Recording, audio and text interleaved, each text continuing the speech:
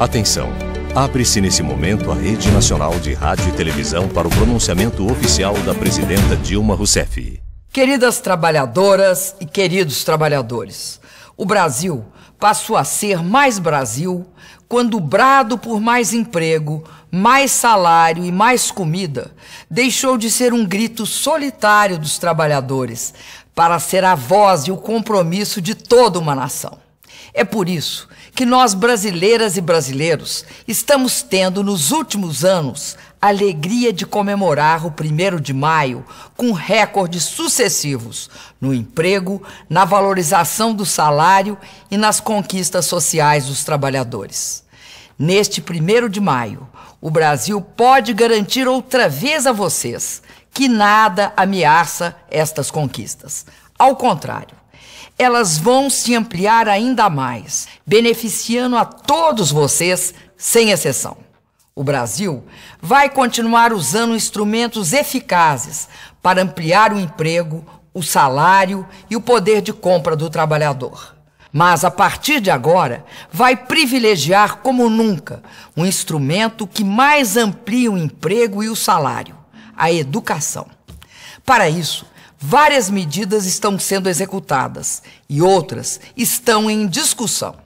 A mais decisiva delas é a que determina que todos os royalties, participações especiais do petróleo e recursos do pré-sal sejam usados exclusivamente na educação. Anuncio hoje a vocês que enviei ao Congresso Nacional uma nova proposta para que isto possa virar realidade. Minhas amigas e meus amigos, o Brasil avançou muito nos últimos anos por causa de políticas econômicas corretas e de políticas sociais profundas. Hoje, há um reconhecimento internacional de que temos as políticas sociais mais amplas e modernas do mundo. Isso nos orgulha e nos estimula. Mas há um ponto que tem passado desapercebido: o fato do emprego e do salário terem se tornado os 2 maiores fatores de diminuição da desigualdade. Mesmo com a importância dos programas sociais, foi a renda do trabalho que mais contribuiu na diminuição da desigualdade. Com os programas de transferência de renda, já tiramos 36 milhões de brasileiros da miséria. Mas são o emprego e o salário que estão impedindo que essas pessoas voltem para a pobreza. E também aceleram a ascensão social de milhões de outros brasileiros. Foi assim que 40 milhões de brasileiros foram para a classe média. Isso se deu por causa da valorização do salário mínimo, do recorde na geração de emprego com carteira assinada e do ganho real em todas as faixas salariais. O Brasil gerou, nos últimos 10 anos, 19 milhões e 300 mil empregos com carteira assinada. E o salário mínimo cresceu mais de 70% em termos reais. Somente nos 2 anos do meu governo foram criados 3 milhões e 900 mil novos empregos. Segundo o Fundo Monetário Internacional, o FMI, isso nos colocou numa situação privilegiada no mundo. Fomos o país que mais reduziu o desemprego entre 2008 e 2012, ou seja, reduzimos em 30% a taxa de desemprego. Por sinal, em 2012, enquanto lá fora cresciam o desemprego e as perdas salariais, aqui ocorria exatamente o contrário. Tivemos o menor índice de desemprego da história e, segundo o Diese, o melhor ano de reajustes, com 95% das categorias conquistando aumento real de salário. Não houve apenas aumento, mas também melhoria na qualidade do emprego. Cresceram os níveis de escolaridade dos empregados e ampliou-se a formalização do emprego. Ao mesmo tempo, diminuiu a taxa de desemprego entre os jovens e aumentou o emprego entre os mais maduros. E, em termos gerais, ocorreu uma queda acentuada no tempo de procura por trabalho.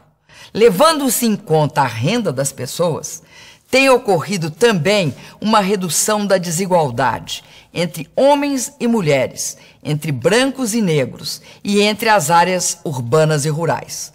Os brasileiros estão se tornando mais iguais. Os direitos trabalhistas avançam e as dívidas sociais históricas estão sendo resgatadas, como ocorreu recentemente com a aprovação da PEC, que estende os direitos previstos na CLT aos trabalhadores domésticos. Tudo isso ocorre porque o Brasil tem uma política eficiente de emprego e salário, porque o país dialoga com o trabalhador e os sindicatos e respeita os direitos trabalhistas. Inclusive, devido a este diálogo, os trabalhadores, entre outras vantagens, obtiveram isenção do imposto de renda na participação dos lucros e resultados. O mais importante é que os efeitos da renda do trabalho e das políticas sociais reduziram pela metade o risco das pessoas ficarem mais pobres e praticamente dobraram a possibilidade das pessoas melhorarem de vida. Estes fatores têm garantido a diminuição das desigualdades e inibido entre nós os efeitos da prolongada crise financeira que ainda atinge o mundo. Trabalhadoras e trabalhadores, acreditem apaixonadamente no Brasil e na força do trabalho de cada um de vocês. Não tenham dúvida que o Brasil, com a força de vocês, pode e vai crescer mais, garantindo o emprego de hoje e o de amanhã. Vamos seguir na rota de crescimento com estabilidade, distribuição de renda e diminuição das desigualdades. Este governo vai continuar sua luta firme pela redução de impostos e pela diminuição dos custos para o produtor e o consumidor, mesmo que tenha que enfrentar interesses poderosos. É mais do que óbvio que um governo que age assim e uma presidenta que pensa desta maneira não vão descuidar nunca do controle da inflação. Esta é uma luta constante, imutável, permanente. Não abandonaremos jamais os pilares da nossa política econômica, que tem por base o crescimento sustentado e a estabilidade. E não abriremos mão, jamais, dos pilares fundamentais do nosso modelo: a distribuição de renda e a diminuição da desigualdade no Brasil. Minhas amigas e meus amigos, só uma educação de qualidade pode garantir mais avanço para o emprego e para o salário. Nos últimos anos, ampliamos o acesso e melhoramos a qualidade do ensino. Já estamos com 32 mil escolas funcionando em tempo integral, ou seja, em 2 turnos. Tivemos o maior avanço da história do Brasil nos cursos técnicos e de qualificação profissional. Geramos com o Pronatec mais de 3 milhões de novas vagas e vamos chegar até o final de 2013 a quase 5 milhões de matrículas. Mais de 1.200.000 jovens já receberam bolsas do ProUni. 870 mil estudantes estão sendo beneficiados pelo financiamento do FIES. E 41 mil estudantes brasileiros já tiveram bolsas aprovadas para estudar nas melhores universidades do mundo no programa Ciências Sem Fronteiras. E tudo isso está sendo acompanhado pela expansão das universidades federais, que já oferecem mais de 1 milhão de matrículas. A partir deste ano, de forma crescente, vamos garantir, através da nossa política de cotas, que metade das vagas de todos os cursos das nossas universidades federais seja ocupada por alunos das escolas públicas. Tudo isso é muito bom, mas ainda é pouco. O Brasil precisa de uma grande revolução no ensino, capaz de garantir nosso futuro como nação líder e soberana no mundo. Vamos, principalmente, formar os jovens, as trabalhadoras e os trabalhadores brasileiros para que possamos triunfar num mundo cada vez mais desenvolvido e altamente competitivo. A educação deve ser uma ação permanente em todos os instantes da vida de uma pessoa. Ela começa na creche, passa pela escola de tempo integral, pelo ensino médio, pela qualificação profissional, pela universidade, o mestrado, o doutorado. E tem que prosseguir de forma ininterrupta até o fim da vida. O papel do Estado é criar condições para isso, em especial, abrindo portas para os que mais precisam. Mas um governo só pode cumprir bem o seu papel se tiver vontade política e se contar com verba suficiente. Por isso, é importante que o Congresso Nacional aprove nossa proposta de destinar os recursos do petróleo para a educação. Peço a vocês que incentivem o seu deputado e o seu senador para que eles apoiem esta iniciativa. Para encerrar, faço um chamamento decisivo a você, trabalhador, e a você, trabalhadora. A educação não é apenas um dever do Estado e um direito do cidadão.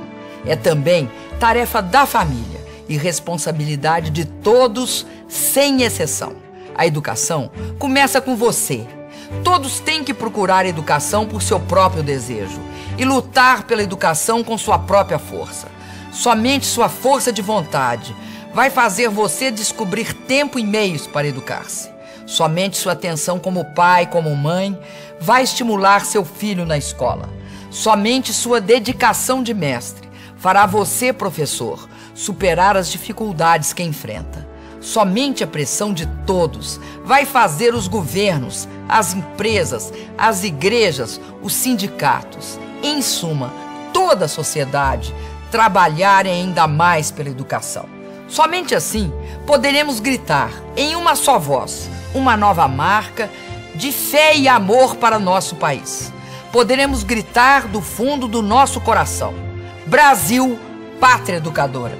Viva o Brasil, viva a trabalhadora, viva o trabalhador brasileiro. Obrigada e boa noite. Brasil, país rico e país sem pobreza.